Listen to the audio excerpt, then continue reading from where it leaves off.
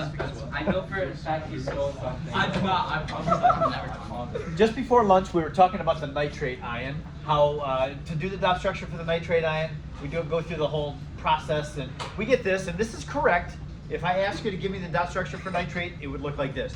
However, there's something about the nitrate that we haven't seen yet. I don't know, and I don't think that you've seen this even in your first year of chemistry. We see that there's a double bond and then two single bonds. But when nitrate is analyzed, and when I say analyzed, I mean there's a technique in spectroscopy. Now we've done some spectroscopy. We've used light to shine it through samples, and then we've seen what the absorbance of light is. That's visible spectroscopy. There's a device, not like a little handheld thing, but it's big. It's an infrared spectrometer. And what it's used for is this. This is all new. I'm not saying you should know this already, because I don't think you would. In any bond, any covalent bond, the bonded atoms oscillate. There's a certain vibration that they'll have. So a double bond, an NO double bond, is going to have a certain vibration, and then the NO single bond has a different frequency vibration. They don't vibrate at the same rate. The double bond probably vibrates more frequently because they're closer together, and there would be a little bit more movement. When nitrate is inspected or analyzed with an infrared spectrometer, it can tell the difference between a single and a double bond.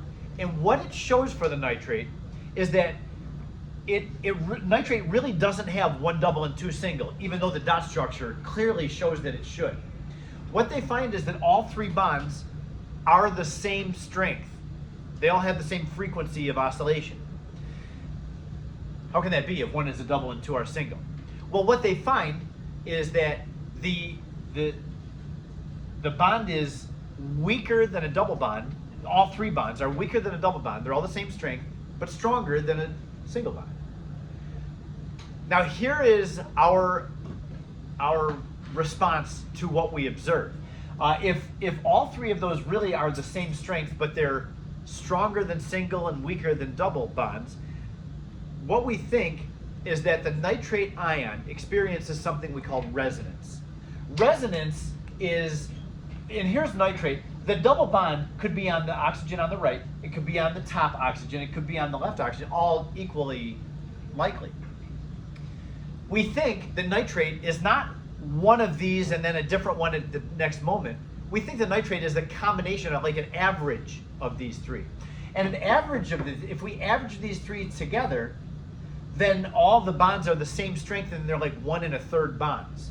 Because we have 4 bonds, in every diagram here shows 4 bonds, but there's only 3 oxygens to distribute them to. So we call this the bond order. The bond order for the nitrate is 4 bonds divided by 3 atoms. It would be 4/3. We call this in chemistry resonance. Now, resonance, I don't know if it's the best word, because like I say, nitrate isn't like this in one moment and then like this in the next moment in time, but it's all 3 of them averaged out.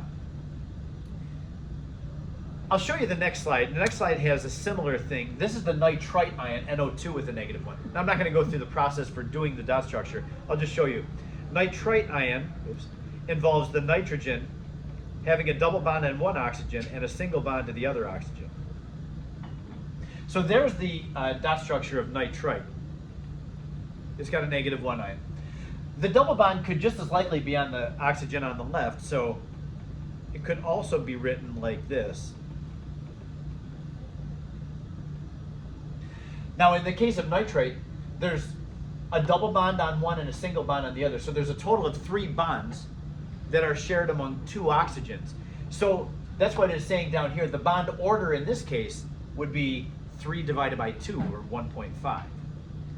So if you average these two, now normally we can, when we represent resonance, we put a double arrow to say like it's half this and half this. But when I say half, I don't mean half of the time it's this and half the time it's this. It's like average them together equally. And that's what the structure actually is. So analyzing nitrite, NO2, -1, with the infrared spectrometer shows they both have the same bond. Even though it looks like one should be double, one should be single, they're the same, with the bond being, again, weaker than a double bond, it's stronger than a single bond. So yeah, that's the way we find bond order here. There's 4 bonds in the nitrate ion divided by 3 oxygen, so the bond order here would be 1.33. Now, bond length is determined by how many bonds are in between 2 atoms. A double bond should be shorter than a single bond, and a triple bond should be shorter than a double bond. So that's what I left up here on the board. I'll be right there, Abby. There's a question, I believe it's in the practice test. It's a great question, I love it. And it's not exactly this, but it's something like this. It's a multiple choice question where you have several examples, and the question is either which one has the longest bond length, or it might be order them in order of their bond length, something like that, where you have to recognize, okay, CO2 has the 2 double bonding carbons, so you know, we've got a double bond between C and O in this case. Carbon monoxide has a triple bond, so that would be shorter of a bond than the CO bond there, because it's more bonds. But then in the carbonate ion dot structure looks like this. We can see this would have resonance, because that double bond could be there or there. So the bond order in the carbonate ion is 1.33. There's 4 bonds distributed over 3 atoms of oxygen. Then the last choice is a single bond. The methanol molecule has a single bond between the C and the O. So single bond, 1 1/3 bonds, triple bond, double bond. Which of these is the longest bond? It would be the single bond. So resonance is kind of a different thing. But yeah, be aware. Like, we don't have, you kind of have resonance with carbon dioxide, because carbon dioxide, we normally write it like this with the 2 double bonds. But you could certainly write, and it's not wrong, if carbon dioxide looks like this. And if we're doing that, then we would have to include this one. Carbon dioxide, we could argue, resonates between these 3 structures, but the average of these 3 is the top one. So when you have questions about dot structures, if the question says, give the dot structure of nitrate ion, then if you gave that, it would be perfectly fine. However, if it says, give the dot structure of nitrate, include all possible resonance structures, then you're stuck doing this. Right? You have to show where all the possible places of the double bond would be. So like that is fine for a dot structure of carbonate, but if it says give all resonance structures, then you have to have each oxygen having in turn with the double bond. Do you remember what your question was? I'll ask it. Okay. Anything else about resonance? So there are some things about resonance structures in the exercises. You'll come across those. All right, so the last thing for us, we've got just over 15 minutes to see if we can get through. We're not going to get through all of VSEPR theory today. I was hoping at the beginning of the day that we would, and we're not going to. So let's begin at least with the foundation of VSEPR theory. We call it VSEPR theory, even though it's not spelled like it should be pronounced.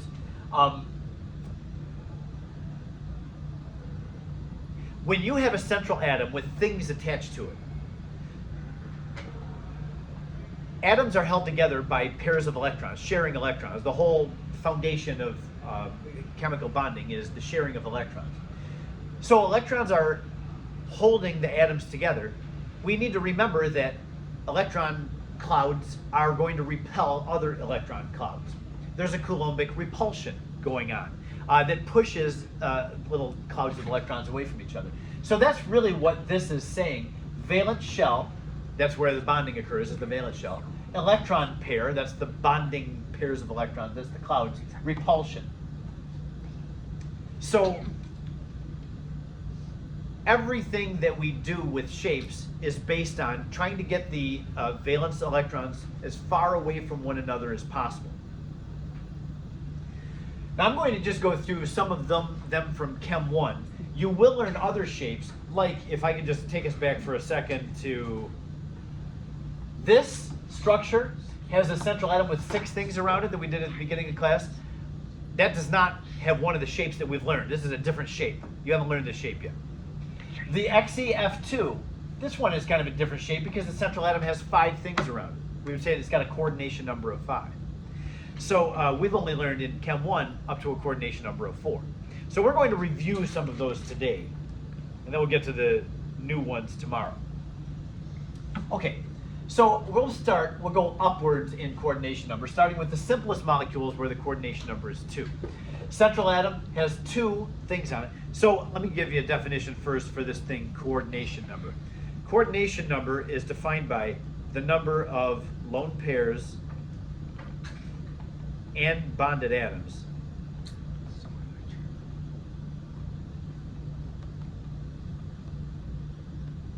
on the central atom. We're always going to look at the shape around one central atom. So if you have 2 central atoms in a molecule, like the ethane molecule, ethane, 2 carbons with hydrogens around. There's not one specific shape of the ethane molecule. You have to talk about the shape around one carbon and then the shape around the other carbon. Both of them would have tetrahedral shape around them. But that's always the way we find shape, is the shape around one central atom. Okay, so the coordination number is how many lone pairs and bonded atoms are around the central atom. In carbon dioxide, very simple molecule. I know we have a computer-generated model of it, but the dot structure of carbon dioxide, of course, which is we're talking about that. If you look at this, that's where we get the coordination number. Carbon's got 2 bonded oxygen atoms on it, and the carbon itself has no lone pairs. So when I talk about the central atom, I know there's lone pairs on the oxygens, but they don't determine the shape. What's determined is what's going on around the central atom. And it doesn't matter that these are double bonds. They would spread out equally if they were single bonds. So don't let the number of bonds between 2 atoms affect how you come up with shape. You just look at what the coordination number is and try to imagine that thing spreading out, all the things around it spreading out as far as they can get from each other. So when you have a coordination number of 2, the bonded things around the central atom are going to spread out as far as they can get from one another. It's always linear. So any molecule, when your coordination number is 2, is a linear molecule. Like HCN. There's an H bonded to a C with a triple bond to an N. That's a linear molecule because the coordination number on the carbon is 2.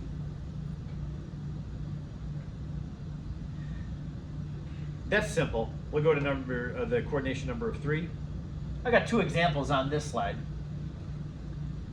In the compound H2CO, I have a carbon in the middle, double bonded to an oxygen, and then the hydrogens coming off of it.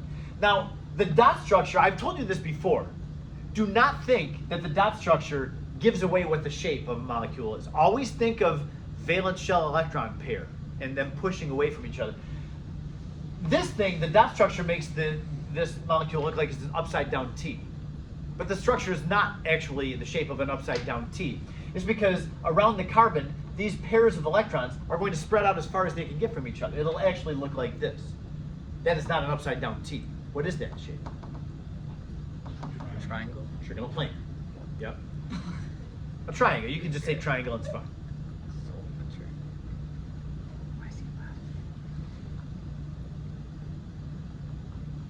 Trigonal plane. And the angle? All 3 of those bonds are the same angle from one another? 120 degrees. 120 degrees? Yeah. Something different happens when there's a lone pair on the central atom. Let's talk about the next one. HNO. HNO has a dot structure. Always do the dot structure first so you can see what's attached to what and see what the coordination number of the central atom is. You can get all that from the dot structure, but you can't tell just from looking at the dot structure how the atoms fall and assume that that's exactly what the shape is going to be. HNO looks like this. N is the central atom. The N is the central atom with a hydrogen on one side, double bonded oxygen on the other, and then the N has still, I just made 3 dots there, a pair of electrons on the end. You'll get lots of practice doing dot structures. I'm just zipping through these. Okay, now the Lewis dot structure makes it look like it's linear. it is not a linear molecule, and it's not linear because of the presence of that lone pair on the nitrogen. That lone pair pushes away these pairs of electrons.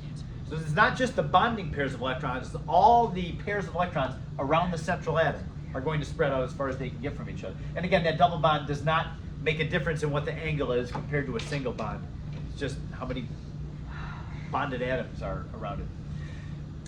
So that's what the shape of HNO would be. You got the H, and that's this shape because you got a pair of electrons there pushing away those pairs of electrons. So this, we know what that shape would be called? Bent. Yes, it's bent.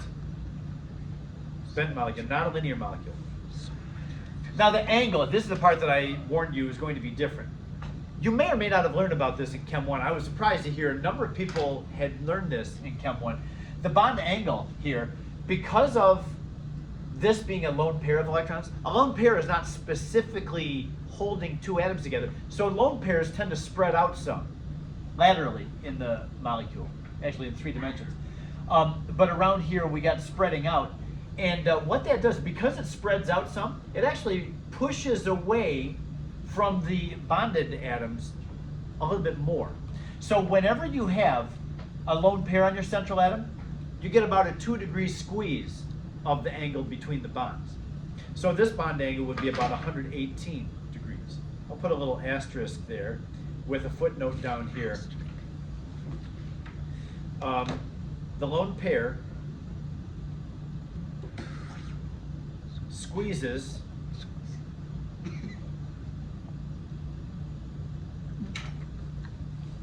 the bond by about 2 degrees.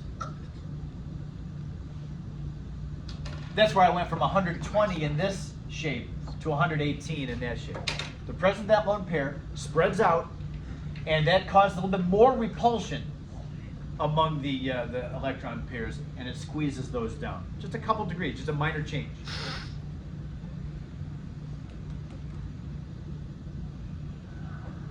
Now we'll see that also on the next slide. I just have one more slide and then we'll be done. When our coordination number is 4, this is where I got my other 2 hours today, so we'll stop here as well, even though it's kind of early.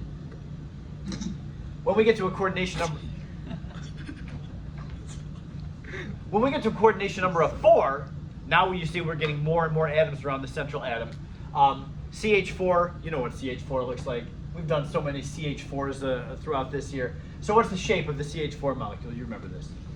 That's a tetrahedron. Tetrahedral. Yep.